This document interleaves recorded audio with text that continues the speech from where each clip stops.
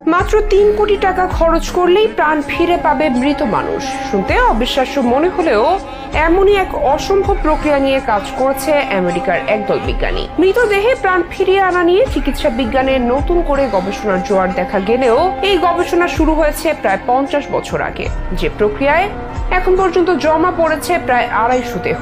বিজ্ঞানীদের দাবি, অদূর ভবিষ্যতে মৃতদেহে প্রাণ ফিরিয়ে আনার কোনো প্রযুক্তি আবিষ্কৃত হলে সংরক্ষিত এসব মৃতদের আবারও জীবিত করা হবে। তবে যে বিশেষ প্রক্রিয়ায় বছরের পর বছর মৃতদের সংরক্ষিত রাখা হচ্ছে, এর জন্য তাদের গুনতে হয়েছে মোটা অঙ্কের টাকা।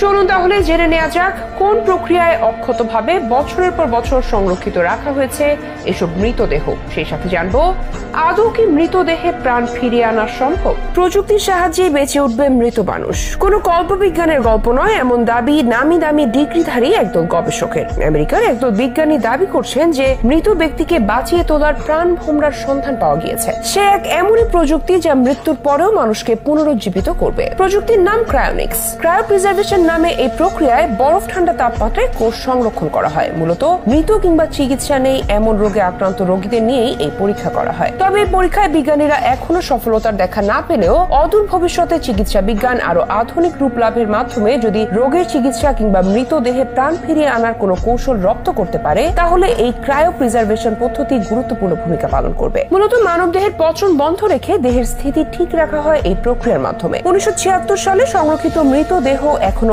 অবিকৃত অবস্থায় আছে এই প্রক্রিয়ার ফলে। এমনকি প্রাণ ফেরানোর মতো প্রযুক্তি আবিষ্কার হওয়া পর্যন্ত এসব দেহ এভাবেই থাকবে। তবে এই প্রাণ ফিরে পাওয়ার পুরো প্রক্রিয়াকে